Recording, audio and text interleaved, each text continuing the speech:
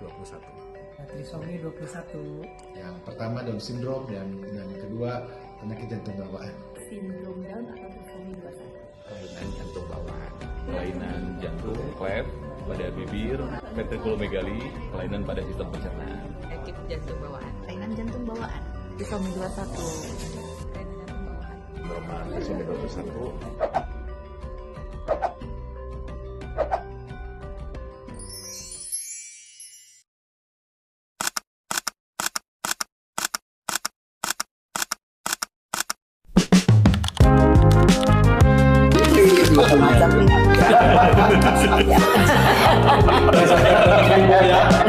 Assalamualaikum warahmatullahi wabarakatuh. Para hadirin sekalian, kami dari Veto Maternal Bandung akan berpartisipasi dalam Saresehan Nasional World Birth Defect Day. Di sebelah saya ada Prof. Adi, kemudian ada Prof. Budi, ada Prof. Yopi, ada Prof. Sofi, kemudian ada Dr. Anita, ada Dr. Stiorini. Nah, kebetulan kita bertemu dengan ada hadir di hadapan kita Prof. Alamsyah. Ini kebetulan beliau menjabat Ketua Veto Maternal HKFM di Indonesia. Prof, ada komentar Prof mengenai World Birth Defect Day, Prof? Baik, terima kasih Dr. Yogi dan teman-teman semua tentunya ya sudah mengenal apa yang dimaksud dengan World Birth Defect Day.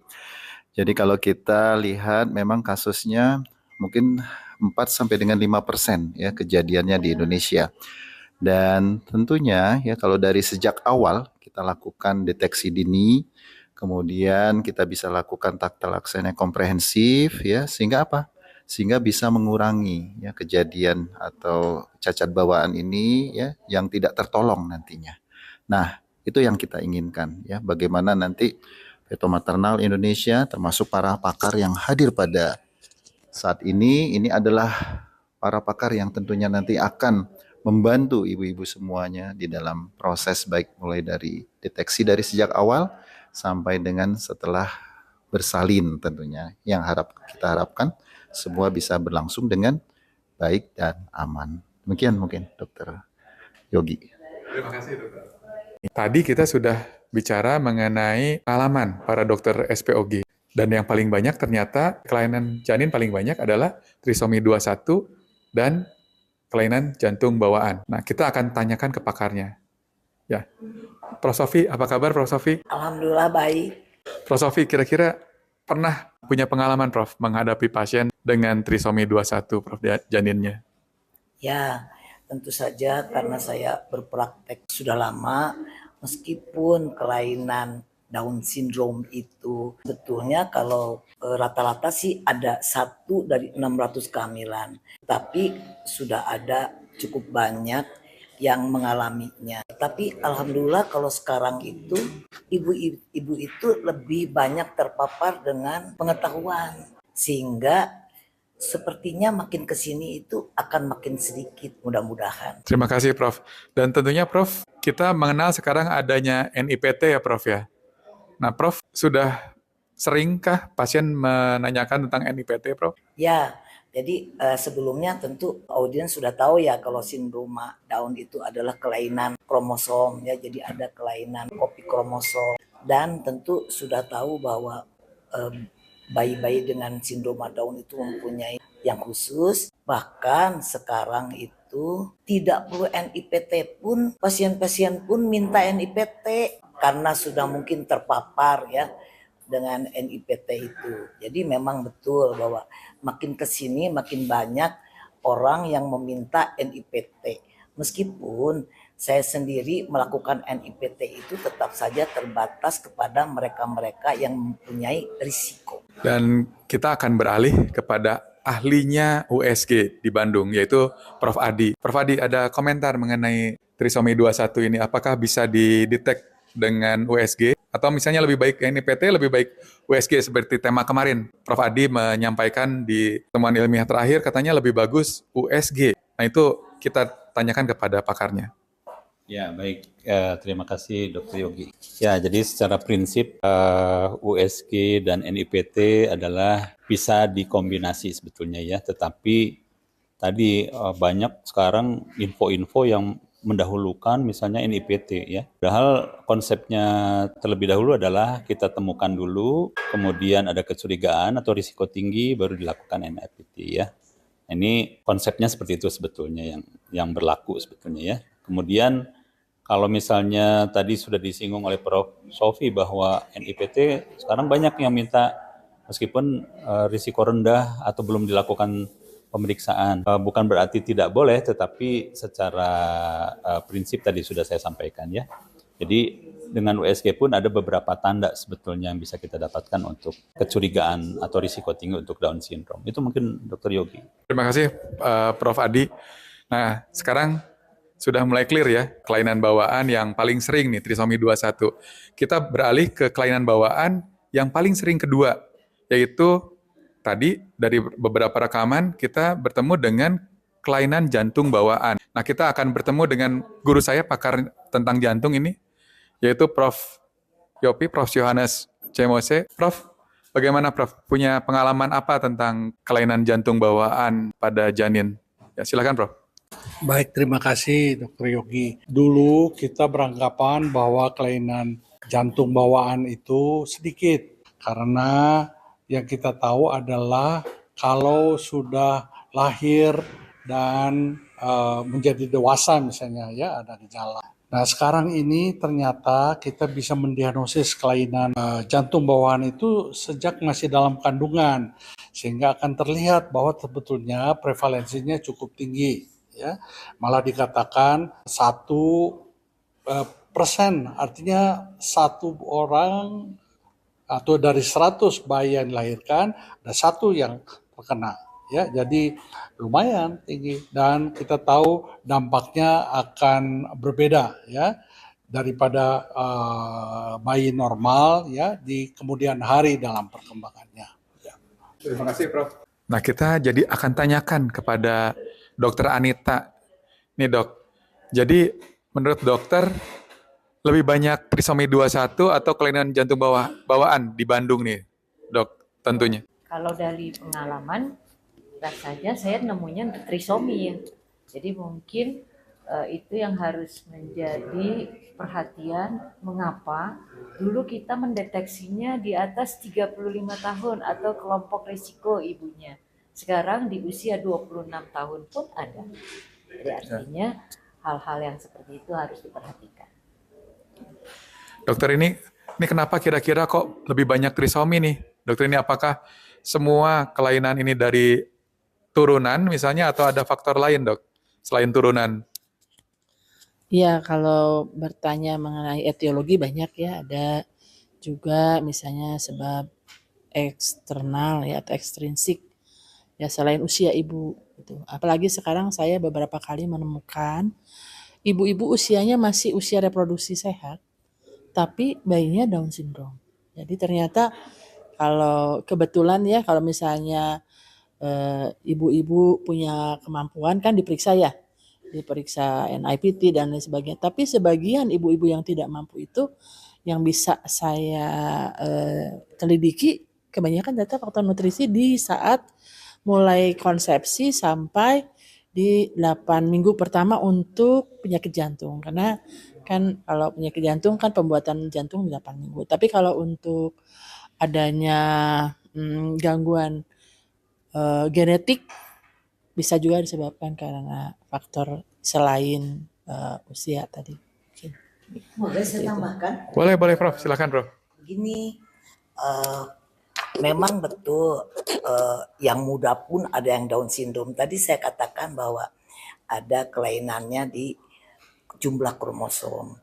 Dan jumlah kromosom itu sangat berkaitan dengan usia.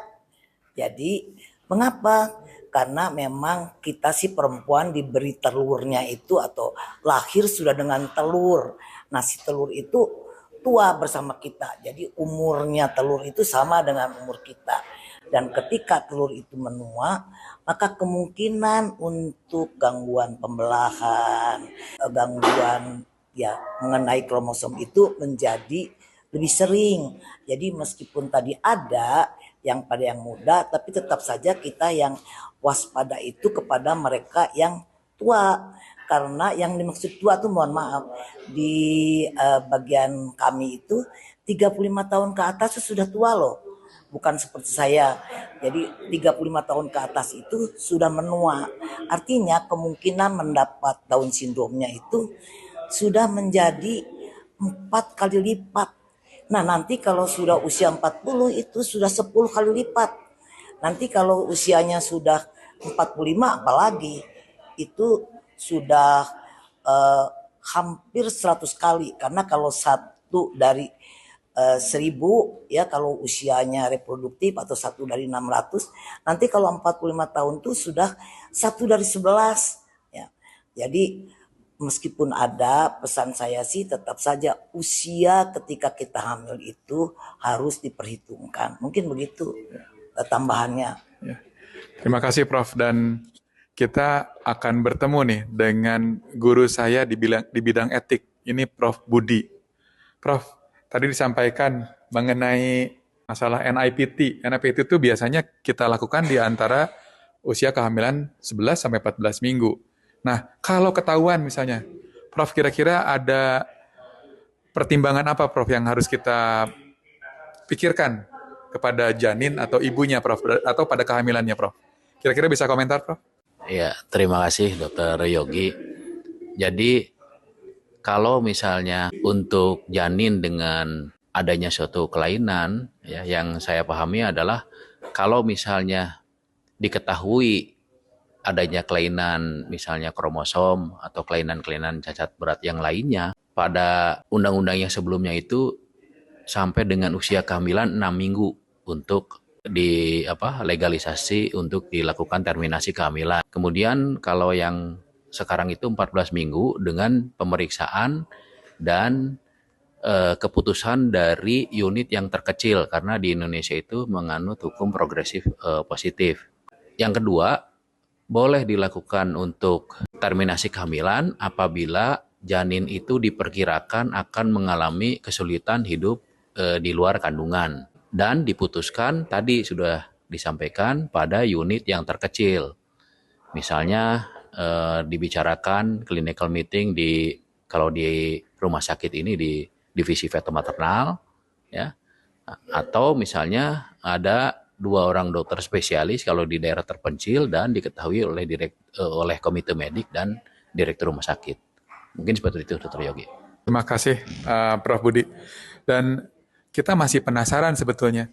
Untuk saat ini di buku KIA ada checklist untuk denyut jantung janin ya, ada yang normal, ada yang tidak normal. Nah, apakah cukup kita lakukan screening kelainan jantung bawaan hanya dengan denyut jantung janin misalnya? Ini ada komentar nggak, Prof. Adi atau Prof. Yopi silakan? Atau ada langkah-langkahnya misalnya kita harus denyut jantung janin sekian baru diperiksa atau ternyata di USG, dilakukan pemeriksaan USG itu ternyata ada tahapan-tahapannya yang biasanya diperiksa di usia kehamilan tertentu. Misalnya ada komentar nggak, Prof. atau Dr. Adi? Ya baik, ya di beberapa kasus ada yang normal denyut jantungnya, tetapi jantungnya tetap ada kelainan begitu ya, Dr. Yogi. Atau memang denyut jantungnya juga sudah terganggu dan ada kelainan juga. Jadi bukan mutlak begitu ada kelainan atau normal jantung pasti itu normal jantungnya. Tetap harus dilakukan pemeriksaan USG ya untuk melihat anatomi jantungnya. Begitu mungkin. Jadi tidak begitu normal jantung alhamdulillah nih jantungnya pasti bagus, tidak begitu. Tetap harus dilakukan pemeriksaan. Karena berdasarkan pengalaman para hadirin, kita tuh selalu ditanyakan, "Dok, gimana bunyi jantungnya?" Kalau dia sudah mendengarkan, ibunya sudah mendengarkan bunyi jantungnya, ibunya langsung tenang. Oh, jeduk, tenang. Nah, kita akan tanyakan, Prof, ada tambahan nggak, Prof, untuk masalah jantung ini? Apakah ada teknik khusus atau kapan kita pertama kali periksa kelainan jantung? Baik, terima kasih. Jadi kita mengenal bahwa trimester screening atau screening pemeriksaan cacat bawaan yang paling awal itu di trimester 1 ya, antara 11 sampai 14 minggu. Ya, yang akan dicari di sana itu apakah ada kelainan kromosom atau tidak. Jadi marker kromosom ya. USG kan melihat struktural ya. Nah, tadi pertanyaan denyut jantung itu adalah fungsi. Nah, itu kalau trimester pertama yang kita amati itu tentu saja sudah dikenal ya, ada menasal bone, ada penebalan MT, dan pada jantung itu kita melihat ada trikuspid regurgitasi. Tidak disebutkan memang frekuensi, tapi itu yang paling mudah sebetulnya frekuensi. Awal-awalnya ada jurnal yang menulis bahwa di atas 180 beat per menit, denyut per menit itu, kita harus curiga pada trimester pertama ini, curiga ada kelainan. Kelainan apa? Kelainan kromosom. Karena sudah begitu parahnya jantung itu, ya, sehingga yang terganggu itu fungsi denyutnya. Tapi seperti dikatakan Prof. Adi tadi, tidak adanya atau fungsi tidak terganggu tidak berarti bahwa tidak ada kelainan jantung. Yang terutama itu adalah kelainan struktur. Apa itu kelainan struktur? Yaitu ada defect di ventricle septum, ya, ventricle septal defect, ada defect di atrium, atrial septal defect, ada penutupan dari katupnya, ya, pulmonal stenosis dan sebagainya yang tidak terlihat pada 11-14 minggu, ya, tidak terlihat. Nah, gejala insufisiensi atau dari katup trikuspid kita lihat gambarannya, tapi itu menunjukkan kelainan kromosom, ya. Memang begitu parahnya sehingga terlihatlah regurgitasi, ya. Tapi pada saat itu beatnya atau denyutnya masih normal, bisa normal, ya. Jadi itu intinya bahwa kelainan jantung itu secara USG ada struktur, ada fungsi. Struktur kita melihat ada defect, fungsi kita melihat pada ritme. Ada, kita sebut aritmia itu ada bradikardi dan atau ada takikardi tadi, ya. Jadi kalau pertanyaan mengenai fungsi yang ditanyakan oleh Dr. Yogi tadi itu adalah mengenai denyut jantung janin, ya. Barangkali itu yang. Jadi cukup seru ya, para hadirin, para bunda, para calon papa nih. Kita kalau diteruskan nih pembahasan bisa berjam-jam tentunya, tapi kita akan bertemu di kesempatan yang lain tentunya ya. Dan kita tanyakan untuk penutup kepada Prof. Sofi, kira-kira Prof ada pesan dan saran nggak untuk para calon bunda, calon papa, dan para hadirin di acara ini? Silakan Prof. Ya, baiklah.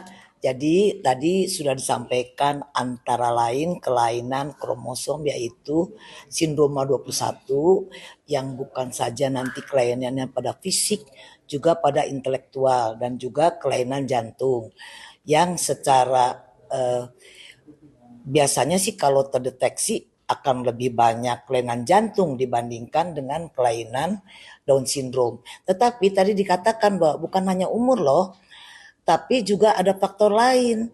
Jadi ibu itu bukan hanya harus hamil pada saat yang baik, yaitu kurang dari 35 tahun, tetapi juga kelainan-kelainan lain seperti diabetes, obesitas, atau kelainan-kelainan itu harus diperbaiki dulu sebelum hamil.